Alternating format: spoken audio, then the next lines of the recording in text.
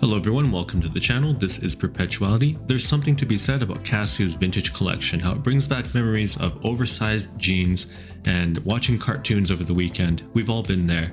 This is the A1100G, which is a reissue of the 52QS 14B. It's a nightmare to try and keep all these numbers straight in my head, but I do think that Casio's got something special here. And it is actually one of few Casios I've added to my personal collection. Yes, this all gold model has really pulled at my heartstrings, and once again it's the reference A1100G-5VT. Special about this model is that it's completely made out of a steel construction from the case to the bracelet. It's not your typical plated resin that you would see in most Casios at a lower price point.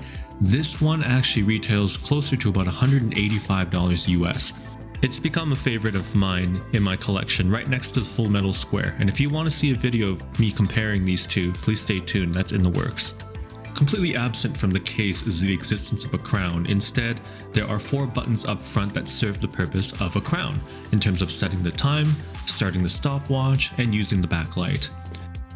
The diameter of the case measures about 34.7 millimeters across, and the lug width within the interior is about 20 millimeters, which should be nice for those of you who want to switch out for your traditional leather straps. Speaking of lug to lug length, you have a 39 millimeter long case, which should please many size of wrist from small to larger. And speaking of the thickness of the case, it measures in at a very thin 8.8 millimeters thick. In terms of the bracelet taper, you have a 21.3 millimeter taper from the widest end of the bracelet near the case, which narrows straight down to about 15.8 millimeters near the clasp, and then it widens out again at the clasp at around 17.7 millimeters. Very good dimensions and should please a variety of wrist sizes. Comparing the G-Shock Full Metal Square to this A1100G is a bit of a hard comparison because it's much more durable of a watch.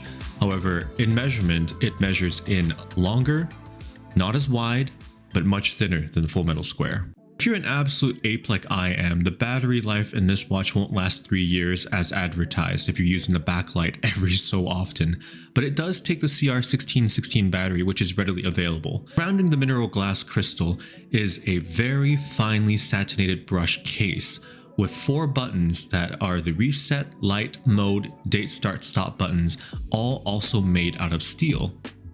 The case finishing in the bracelet is also exceptional.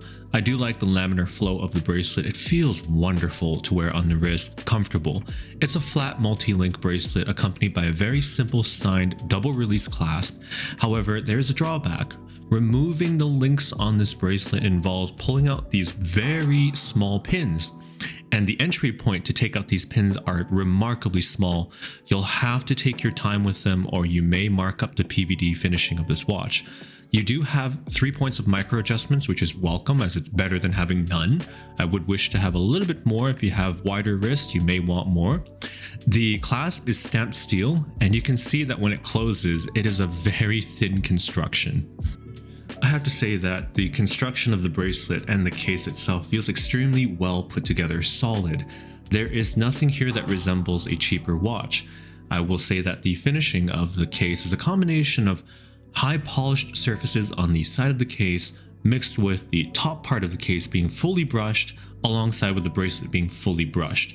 It is a welcome combination of different finish work that really makes this watch eye-catching to look at from both up close and just at a distance.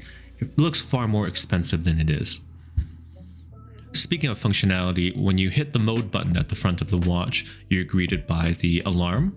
And if you hit the mode button once again, you have a 1/10 of a second chronograph. Yes, you've got a budget Zenith El Primero. I'm just joking. This is a really cool addition to this watch, and it makes it all that much more useful if you ever use a stopwatch. Hit the mode again, you're able to do adjustments to the time.